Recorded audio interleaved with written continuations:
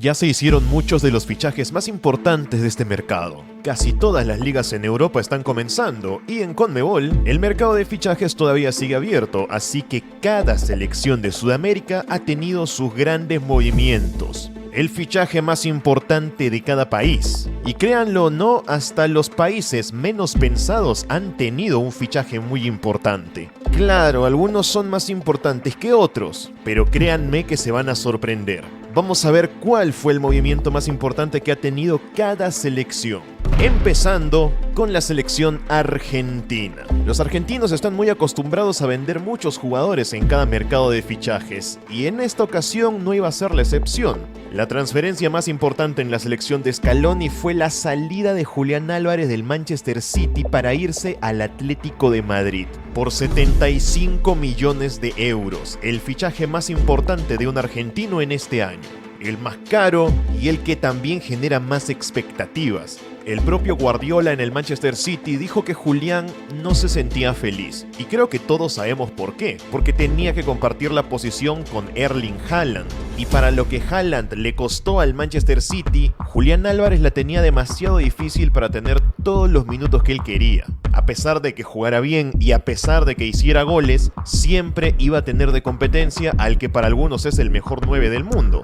Y Guardiola dijo algo muy interesante: si un jugador no es feliz donde está, no va a jugar bien. Así que para tenerlo infeliz en el equipo era mejor venderlo. Y se va al Atlético de Madrid a intentar seguir el camino que dejaron otros grandes delanteros sudamericanos, como el Kun Agüero, Radamel Falcao o Luis Suárez. Muchos en España ven a Julián Álvarez como una especie de sucesor, y yo creo que tranquilamente lo podría hacer. Es uno de los fichajes de los que más se está esperando esta temporada. Si nos vamos a Brasil, encontramos otro fichaje muy importante, también para la Liga de España, para el Real Madrid. El fichaje de Endrick, este chico de apenas 18 años, fichado por 47 millones y medio de euros. E incluso, apenas habiendo fichado y sin haber jugado ningún minuto, ya ganó su primer título, que fue la Supercopa de Europa. Es el fichaje del que más expectativas hay en todo el fútbol brasileño. Muchos lo quieren ver como finalmente ese 9 que Brasil ha estado esperando durante tanto tiempo, de los tantos que han habido y no acabaron bien. Ahora le toca el turno a Endrick, que con 18 años está cumpliendo el sueño de jugar en el Real Madrid. Para algunos es un fichaje algo sobrevalorado, porque Endrick en realidad no ha hecho gran cosa en el fútbol, al menos sus números no son tan altos, lo cual es normal, su carrera apenas está empezando. Ahora que el Real Madrid fichó a Mbappé, no es muy probable que Endrick vaya a tener tantos minutos, a menos que a Mbappé le pase algo, pero sí tendrá su primera experiencia. Otro que va a tener su primera experiencia en un equipo muy importante es un ecuatoriano, William Pacho, defensa central que estaba jugando en el Eintracht Frankfurt y ahora acaba de ser fichado por el PSG. 40 millones pusieron sobre la mesa para llevárselo. Cosa que también nos dice que el mercado ecuatoriano sigue creciendo. Siguen haciendo buenas ventas. Moisés Caicedo al Chelsea, Kendry Páez que también se va a ir a jugar al Chelsea, William Pacho que se está yendo para jugar al PSG. Poco a poco se va haciendo costumbre que los ecuatorianos también estén empezando a estar en equipos importantes de Europa. Y si hablamos de costumbre, en Perú siempre es una costumbre que al menos tengamos a un jugador en las ligas que se pueden llamar las ligas importantes. Las grandes ligas europeas. Y sí, ya sé que mientras otros países hacen ventas millonarias, 40 millones, 70 millones, nosotros, nos tenemos que contentar con poco, pero peor es nada. Para que no se olviden, hay un peruano jugando en España, que es Renato Tapia. ¿Por cuánto lo ficharon? Gratis, porque no tenía contrato. Pero ahí está, para que la gente no se olvide. Es verdad que en el pasado el fútbol peruano tenía más jugadores, como en las épocas de Claudio Pizarro, Jefferson Farfán, Solano, Juan Manuel Vargas y otros más. Pero el fútbol es de épocas y por ahora no nos toca tener tantos jugadores en Europa.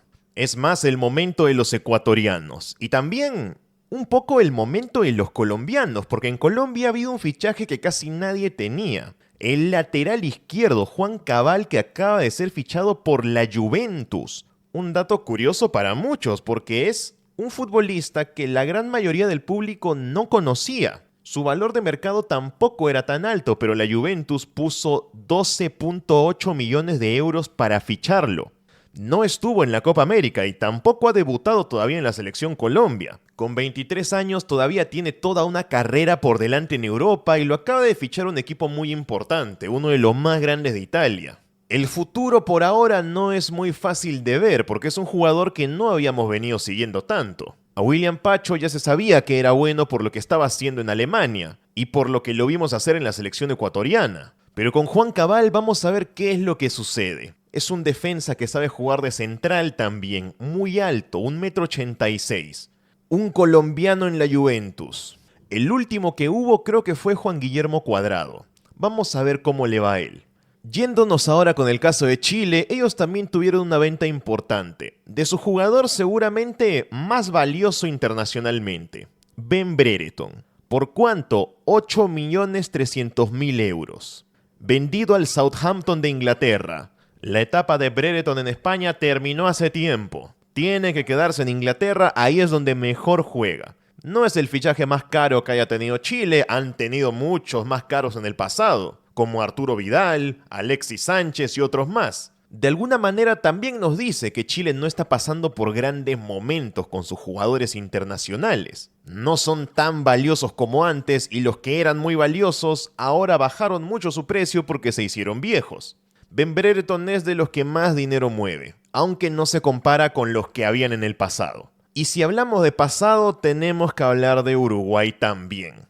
Los uruguayos vendieron a un jugador, Luciano Rodríguez, que curiosamente no se fue a Europa. Ha sido la venta más importante, 11 millones de euros, pero se fue a jugar al Bahía de Brasil. Un delantero interesante que lo hemos visto alguna vez en la selección uruguaya, pero que todavía no ha despuntado tanto internacionalmente.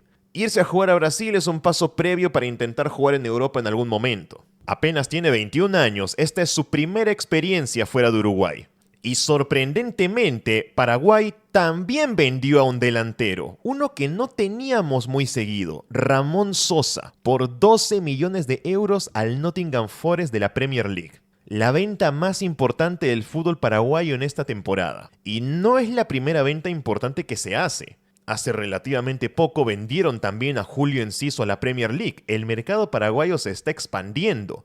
Lamentablemente eso no se ve en su selección, pero los jugadores paraguayos están bien valorados internacionalmente. Esta es la primera vez que va a jugar en Europa. Con 24 años, al igual que otros jugadores, tiene toda la carrera por delante. Vamos a ver si llega a mantenerse tanto tiempo como también lo hace, por ejemplo, Miguel Almirón. Y con esto vamos llegando a los dos últimos. Venezuela, por ejemplo, ha vendido a un jugador más, pero no fue a Europa. Fue a la Liga de México, hasta se le podría considerar un retroceso.